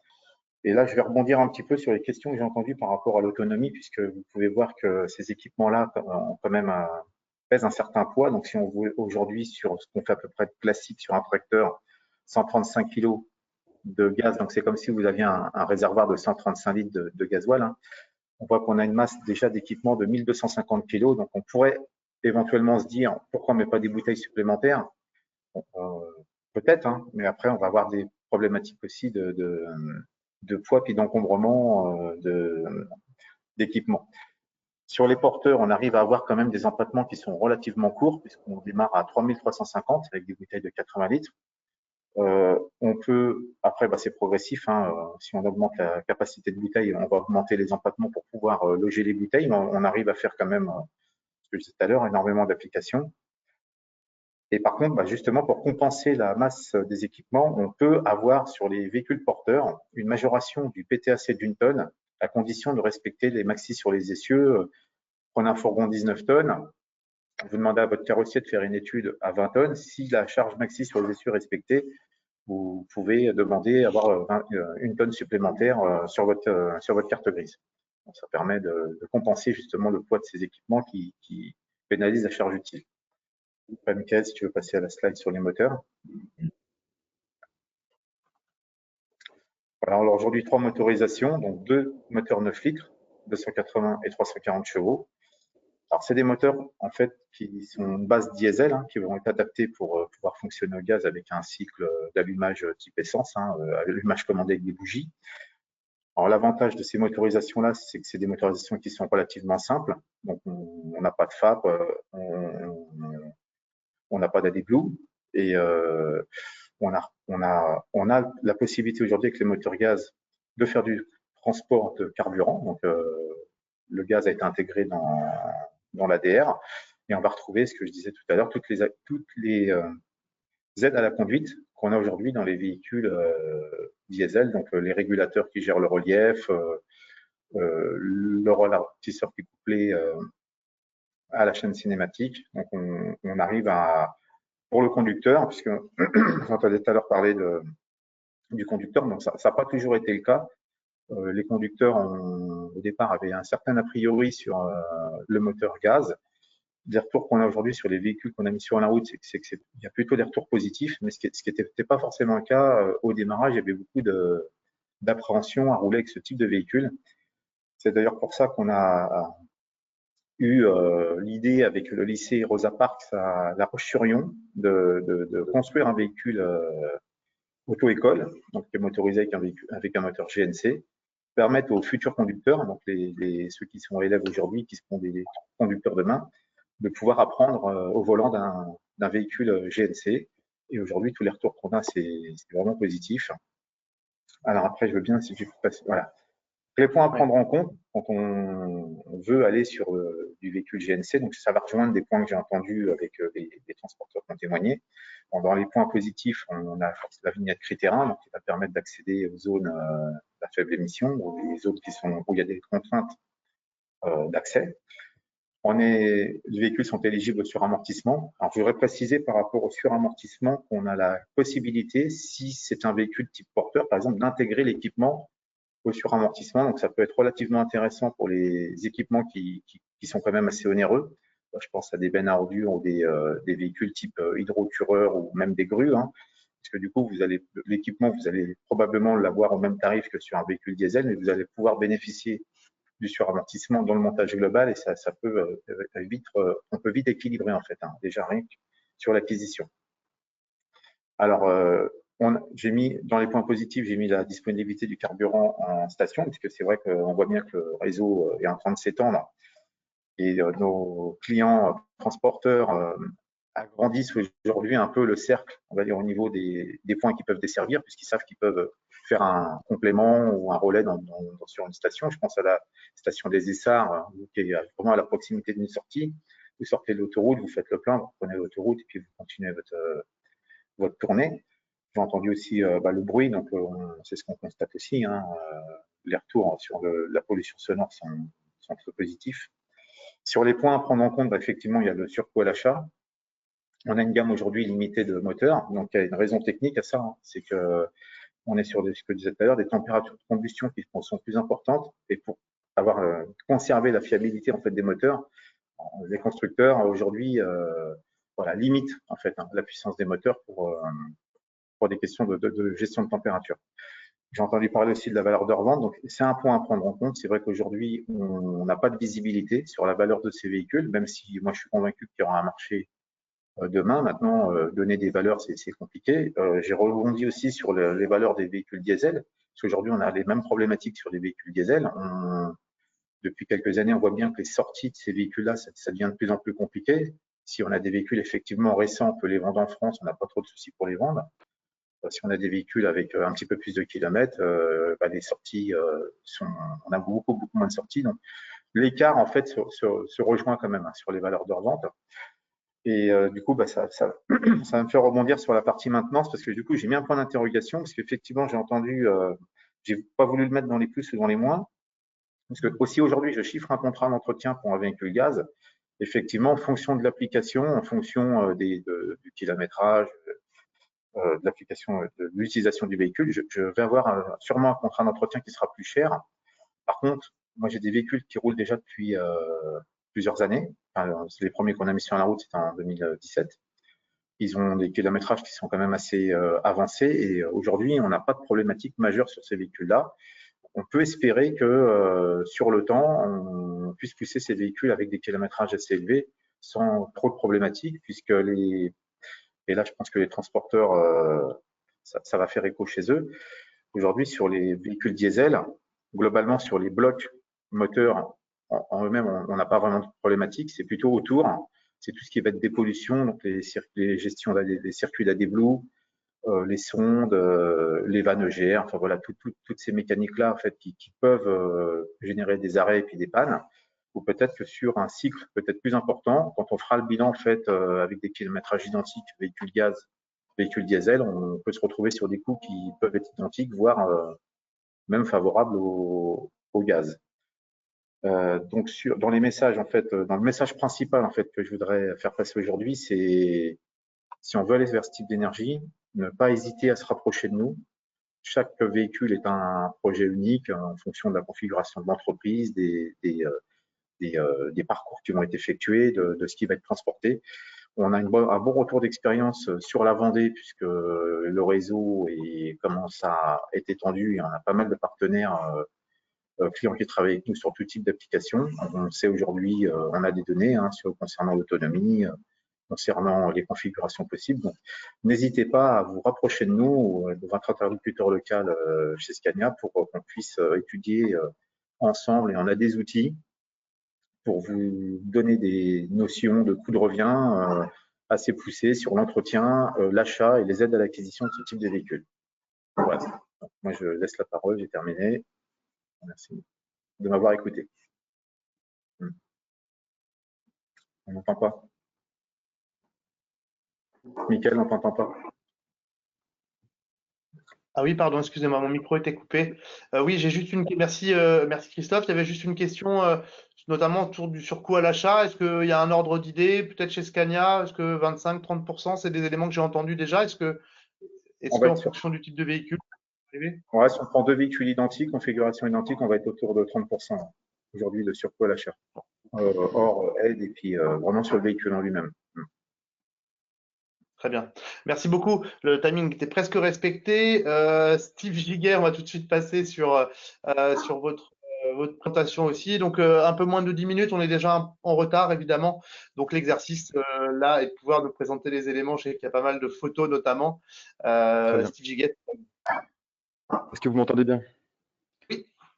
Parfait. Je vais commencer rapidement par une petite introduction du groupe. Ça répondra un peu à la remarque de M. Géraud tout à l'heure. Donc oui, il y a d'autres constructeurs que mon prédécesseur dans l'intervention qui s'occupent du GNV sur le territoire et qui sont très présents. Iveco, au travers de son groupe CNH, c'est 65 000 personnes dans le monde, mais près de 6 000 en France, dont 2 dans le secteur, puisque New Holland, avec une production de vendangeuses à Coex, est très présent sur le secteur. Mais nous avons également Elias Bus à Rorthais, qui est très présent. Alors, plus nationalement, puisque je vais vous parler de la Saône-et-Loire, Iveco est le premier employeur local là-bas avec sa filiale moteur Fiat Powertrain. Donc on est très présent là-bas, mais on est également premier employeur en Ardèche avec Iveco Bus. Donc Iveco est très présent sur le territoire. Pour revenir au sujet qui nous intéresse, à savoir le GNV, donc l'aventure Iveco dans le GNV commence en 1996 et à la fin 2019, c'était en Europe quelques 35 000 véhicules GNV, j'entends par là véhicules routiers, bus ou véhicules légers au poids lourd, 35 000 véhicules vendus. Et vous voyez qu'on doit ajouter à tout ça ces 7 000 véhicules GNV vendus depuis une vingtaine de mois sur le marché européen par Iveco. Donc il y a une réelle expérience d'Iveco dans le véhicule GNV et vous allez voir ensuite, si vous voulez voir la slide suivante, que la gamme est relativement étendue. Je dirais que pour ceux qui veulent aller vite, tout ce que vous voyez avec un Iveco sur la calandre peut être disponible au GNV. Donc vous avez à gauche l'entrée de gamme, je dirais, le 3,5 tonnes jusqu'à 7 tonnes de l'Iveco Daily. Sur la slide précédente, oui, l'Iveco Daily. Donc un moteur de 3 litres 140 chevaux disponible en boîte mécanique, mais également en boîte automatique.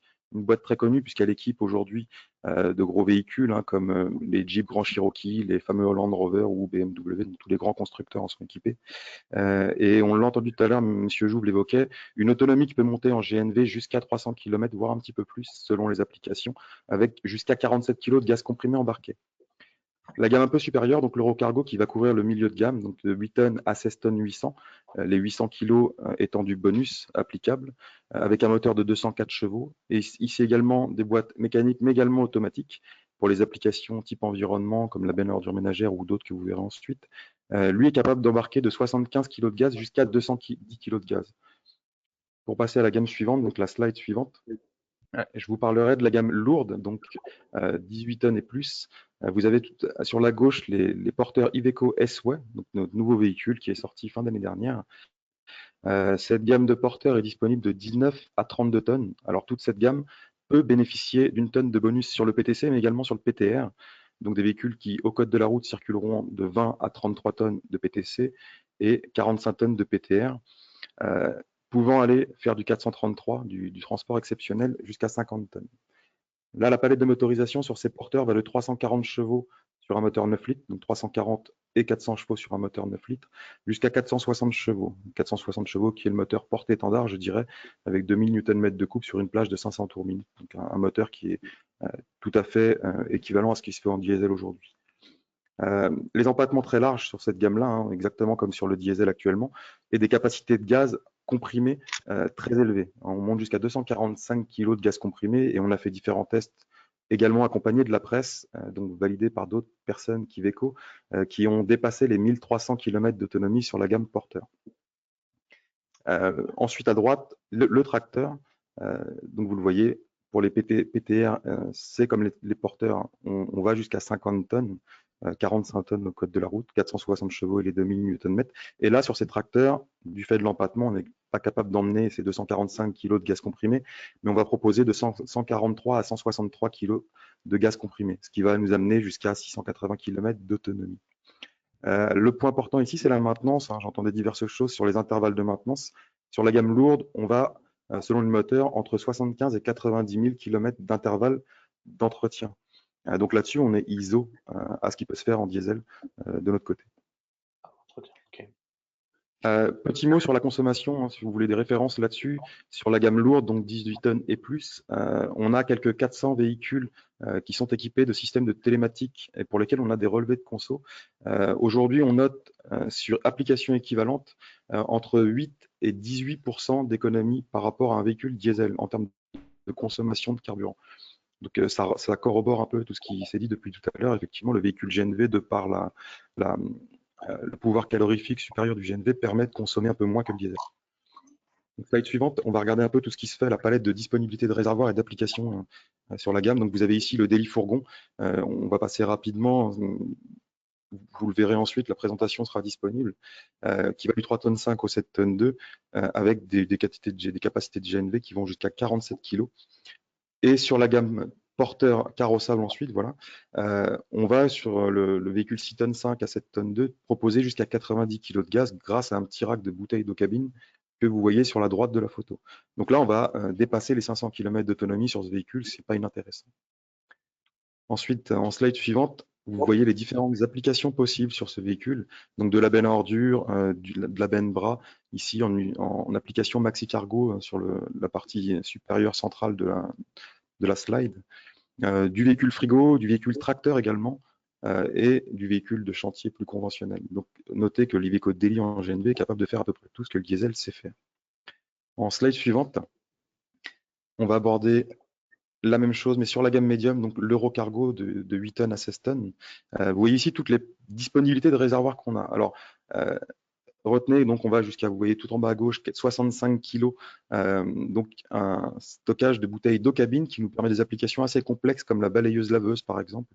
La ville de Paris en a un peu plus d'une centaine maintenant en application, c'est des véhicules qui fonctionnent très très bien.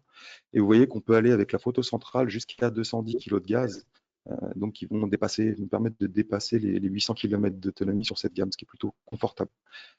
Pour la slide suivante, les applications possibles sur cette gamme médium.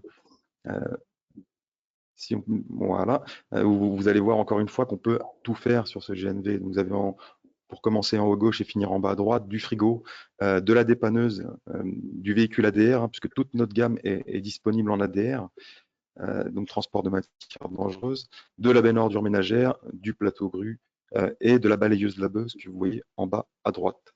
Alors retenez que toute cette gamme, je vous l'ai dit, est disponible en transport de matières dangereuses, mais est également PIC, un certifié PIC, donc véhicule silencieux, un véhicule qui bénéficie par exemple sur la ville de Paris de quelques 10 000 € d'accompagnement financier. Donc c'est pas négligeable. C'est des véhicules qui sont vraiment silencieux. Pour vous ramener des chiffres, des études avaient été faites par des labos indépendants, à savoir le laboratoire Accouplus sur Grenoble, où on avait noté entre 3 et 5 décibels de baisse d'émissions sonores. Ça représente 2 fois moins de bruit minimum, donc c'est considérable. En slide suivante, si ça passe, voilà. On aborde les disponibilités réservoirs sur la gamme lourde. Donc là, ici, tracteur ou porteur. Alors, les représentations ici sont des tracteurs, mais vous avez la même chose en porteur. La différence que le porteur pourra embarquer un peu plus de gaz comprimé, comme je vous l'ai dit tout à l'heure. Alors, notre force, c'est d'avoir une disponibilité de réservoir qui est considérable et qui permet de faire toutes les applications en tracteur. Vous allez en voir après des très complexes. Donc, ça nous donne de grandes libertés. Vous avez ici des porteurs, donc frigo, les deux premiers. Les trois véhicules en l'occurrence, pardon, avec des autonomies qui peuvent dépasser les 1200-1300 km comme je vous l'évoquais, donc c'est pas inintéressant. Et ici vous avez un groupe froid qui, chose intéressante, est également alimenté au GNV. C'est plutôt confortable puisqu'on a une typologie véhicule qui est similaire à ce qu'on fait en diesel pour un véhicule qui est totalement décarboné jusqu'au groupe froid qui est certifié PIC à 61 décibels. Donc ensuite, vous allez voir que les applications sont variées. Vous avez ici du transport de matières dangereuses. Donc en haut, un citernier, au milieu du transport de carburant liquéfié, donc de gaz naturel liquéfié. À droite du véhicule pulvérulent équipé d'un système hydraulique. Et en bas, des systèmes pulvérulents pour le transport de carburant liquide ou de poudre, hein, comme le ciment ou la biplastique. Voilà. Pour continuer. Rien ne lui fait peur, vous le voyez, hein, puisqu'on a aussi une quantité de véhicules porte-voitures ou transport d'engins qui sont en circulation aujourd'hui. Et donc, voilà, encore une fois, je pense qu'il n'est plus à démontrer que le véhicule GNV est capable aujourd'hui de tout faire. En la suite, vous allez voir ce qui a fait un peu ce qui est en train d'émerger aujourd'hui, c'est donc le véhicule de TP avec des carrosseries très complexes, hein. En haut au milieu, ce que vous voyez, c'est une bouille à bitume. Donc aujourd'hui, on sait faire des véhicules très complexes. On va passer directement à la slide suivante pour terminer, je dirais. Et je pense que j'aurais fait gagner du temps à tout le monde. Les dernières applications, donc encore une fois pour le TP, avec ici de la toupie. Donc on a parlé de bétonnières tout à l'heure. Vous avez ici 3 bétonnières qui ont été mises en place il y a maintenant un peu plus de 3 ans pour la première. Et a priori, on a de très bons retours, ça fonctionne très bien. Avec une particularité sur celle du haut, que vous voyez là, qui est une toupie hybride, donc qui fonctionne à l'électricité. Donc quand le véhicule est sur site, seul la bétonnière est en route, le moteur du véhicule est éteint et celle-ci est alimentée à l'électricité. Donc véhicule très silencieux in situ. Donc pour les travaux urbains, c'est quelque chose de très intéressant.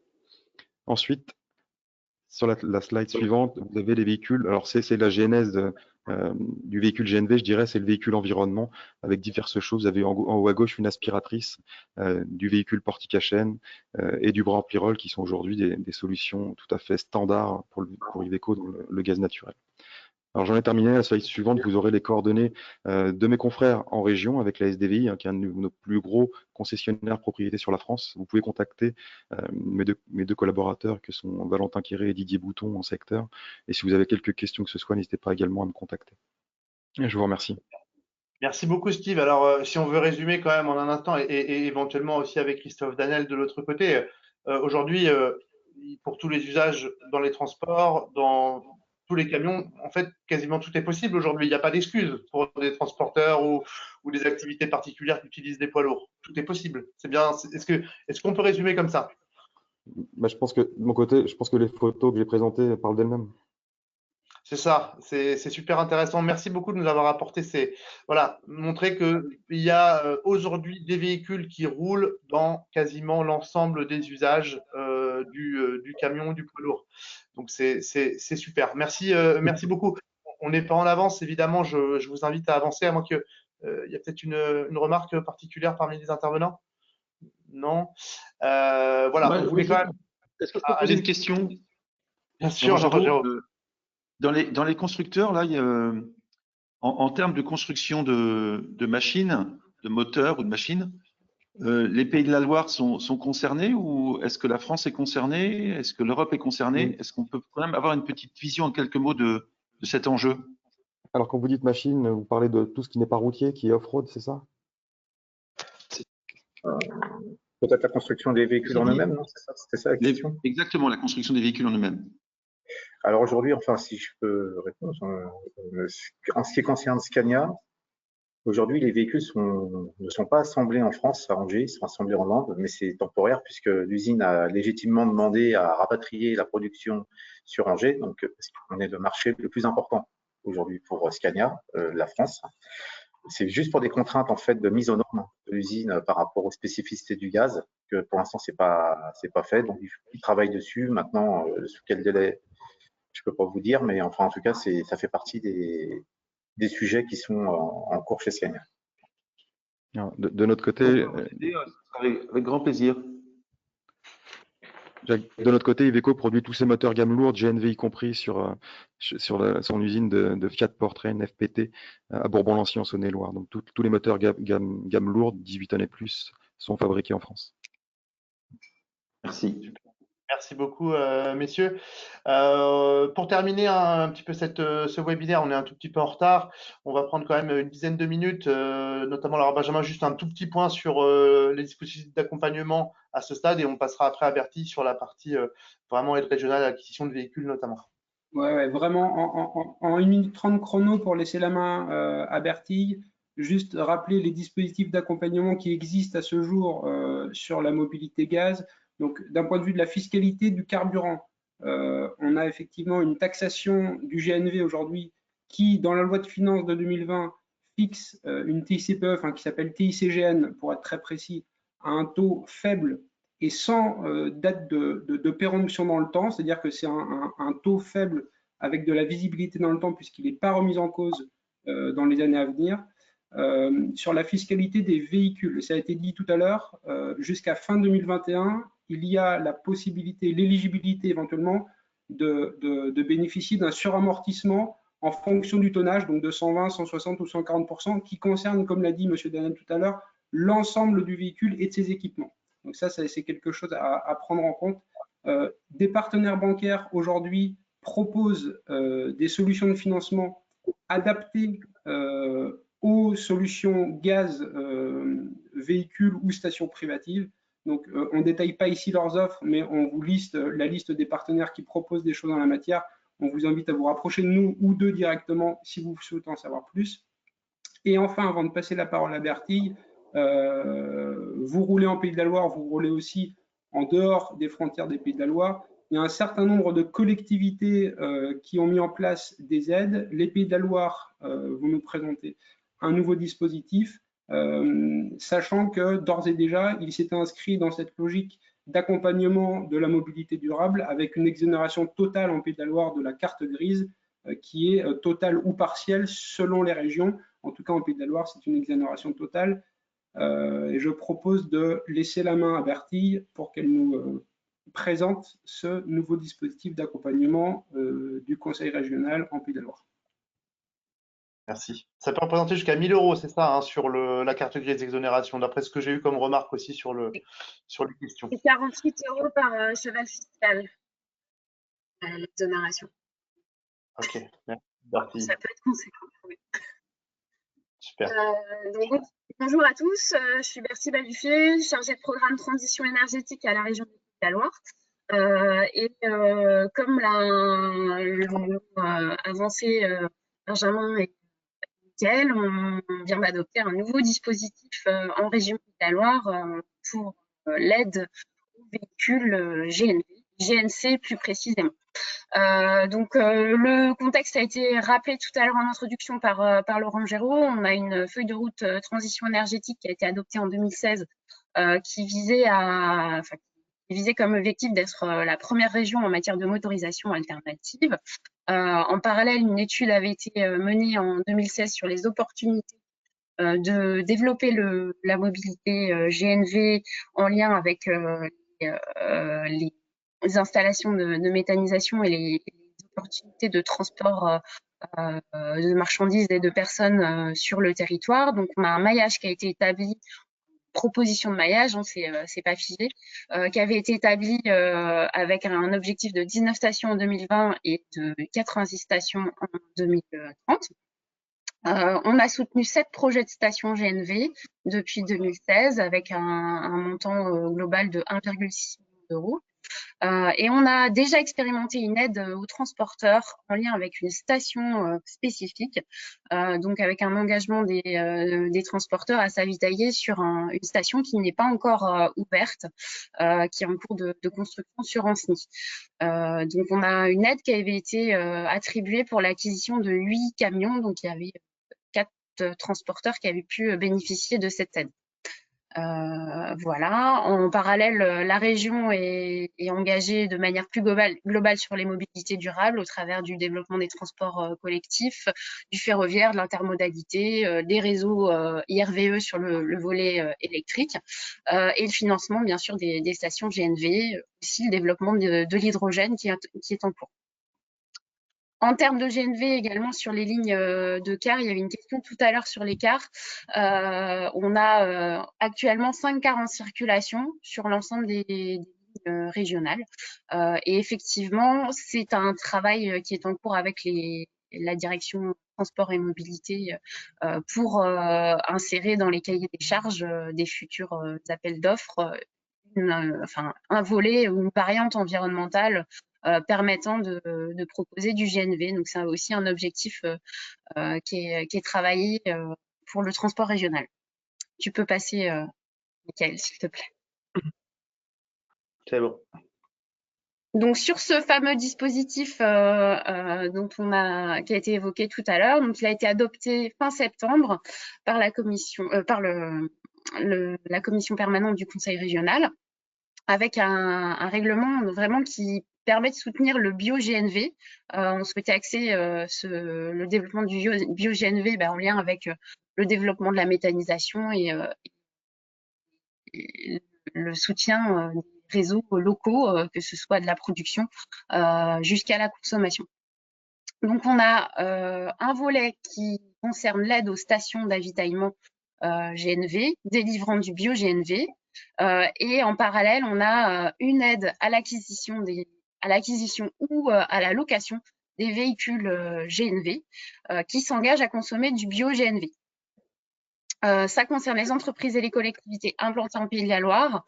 Ça peut être donc des véhicules utilitaires légers, des poids lourds, des bus et des BOM. On a juste une contrainte, c'est qu'on ne pourra pas aider les sociétés de transport qui contractualisent avec la direction des transports chez nous pour le transport régional. Voilà. Sur les plafonds d'aide, donc c'est un montant de 30% du surcoût du véhicule GNV par rapport au véhicule diesel de même catégorie, avec 3 paliers qui vont de 10 000 à 5 000 euros, de 2 000 à 10 000 euros, pardon, comme vous pouvez le voir sur le tableau en fonction de la catégorie et du PTAC de votre véhicule. Vous pouvez solliciter cette aide 2 fois sur une période de 3 ans avec un maximum de 5 véhicules par demande. Donc, au total, sur 3 ans, vous pouvez solliciter l'aide pour 10 véhicules maximum. Voilà.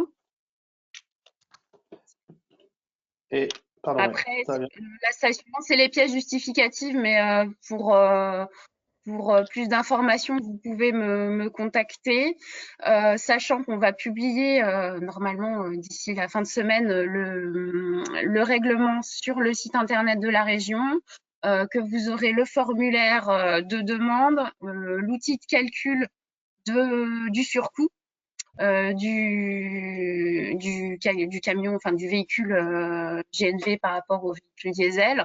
Donc, on vous a préparé les documents pour que la demande soit le plus simple possible de votre côté, enfin, du côté des transporteurs.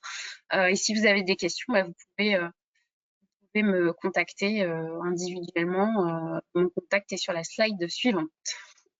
Bertie, si tu en conviens, une fois que tout sera bien prêt à être envoyé, nous, on veut bien le router directement à l'ensemble des participants aujourd'hui, qu'ils aient toute l'information précise, le simulateur et tout ce qui va avec. Je vous envoie tous les documents pour que effectivement tu puisses les communiquer aux participants et puis le lien vers le site internet dès qu'il est prêt. Super, merci beaucoup. Là, c'était juste une slide de résumé. Évidemment, on est déjà un petit peu tard, et merci d'être encore parmi nous. Voilà, finalement, la slide de résumé pour aller à l'essentiel. Le réseau, il est existant et il va se densifier. On l'a vu aujourd'hui. L'offre de véhicules, on l'a vu sur le lourd, elle est diversifiée, elle répond à tous les usages. Et si ce n'est pas le cas, contactez Scania ou Iveco notamment si vraiment il n'y a pas le véhicule que vous recherchez. Le modèle économique, il est éprouvé, on l'a vu, et encore plus avec ce que vient d'expliquer Bertie, une aide spécifique de 10 000 euros pour les camions lourds, et je crois qu'il n'y a pas de souci pour que les 30% rentrent dedans, donc ça sera bien a priori pour la plupart des cas une aide de 10 000 euros sur les camions lourds.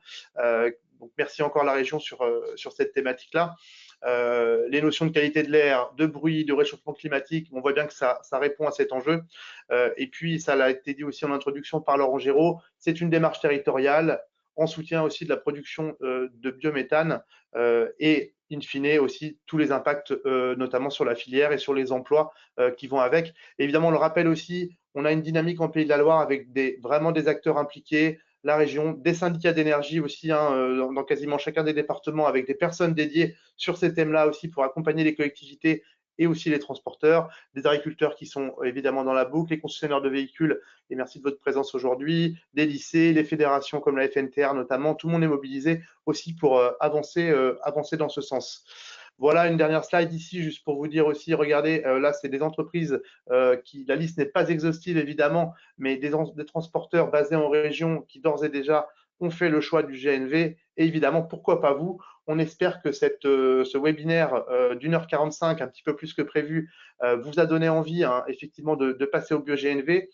Vous allez recevoir demain toutes les informations, notamment la présentation qui va bien aujourd'hui, et puis les emails de contact seront présents sur la présentation pour rentrer dans le détail avec peut-être des transporteurs ou éventuellement directement les constructeurs. N'hésitez pas évidemment à les contacter, et côté aussi région, Bertie qui sera le contact pour vous.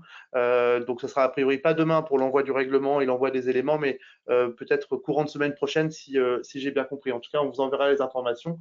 Merci à tous aux Le différents règlement, il intervenants. est prêt. Les documents, ils sont prêts. Hein, c'est juste que on les a pas mis en ligne parce qu'il y a une petite procédure et que j'avais besoin de boucler que le juridique, mais là, c'est bon, c'est bouclé. Donc, je l'enverrai à tout le monde dès demain. Il sera envoyé à tout le monde alors dès demain avec la confirmation du webinaire. Il y avait juste quelques questions encore qui arrivaient. Pardon, tout le monde. Quelles sont les conditions d'éligibilité pour les aides aux stations BioGNV? Ce sera marqué à l'intérieur du règlement. Voilà, pour répondre à cette question, les informations sont présentes dedans, évidemment. Et pour rappel, donc on était plus de 85 à être connectés ce matin sur ce webinaire. Alors certains ont dû partir un peu plus tôt et j'ai eu des remarques, mais ils verront le webinaire en replay. Donc merci beaucoup aux intervenants d'avoir pris le temps, sorti notamment de vos travaux de dirigeants bien occupés. Merci d'avoir pris le temps, et pour les constructeurs également. Et merci à tous aussi, vous derrière votre écran, d'avoir participé. Vous recevrez donc toutes les informations demain avec la confirmation. Vous aurez tout et on est à votre disposition pour développer avec vous cette filière BioGNV. Je vous souhaite à tous un bon appétit. À très bientôt. Et donc, on se retrouve pour la suite des opérations. Merci à tous. Au revoir. Au revoir. Merci. Au revoir. Au revoir, bonne journée à tous. Merci.